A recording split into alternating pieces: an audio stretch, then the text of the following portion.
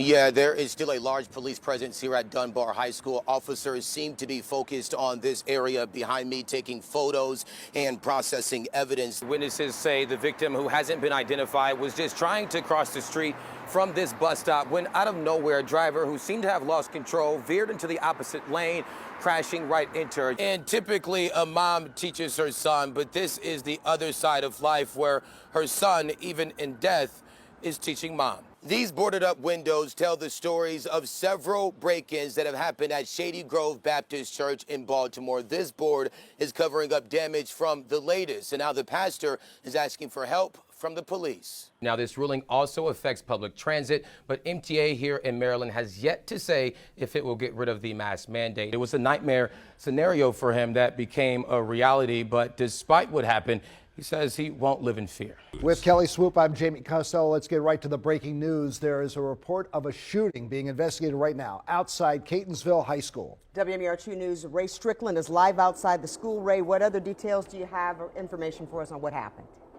Kelly, we've talked to several students here from Catonsville High School who witnessed the shooting. We were told it happened in a parking lot behind the school, and in that area, it is still a very active scene with several police officers here from Baltimore County. Now, the students I spoke to say they heard several pops around 2:45 and what they thought at first were fireworks, but then they saw someone in the passenger side of a white car fire off more shots. That's when they started running for their safety, and they tell me they believe at least one person was shot. Well, we heard three pops were gunshots. We thought they were fireworks.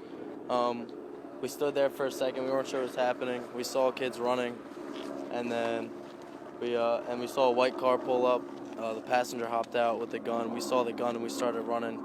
And parents have already begun picking up their kids from school. Meanwhile, we are still waiting to get more information from police. The PIO is here on scene, and we are also expecting to hear from County Executive Johnny Oshevsky.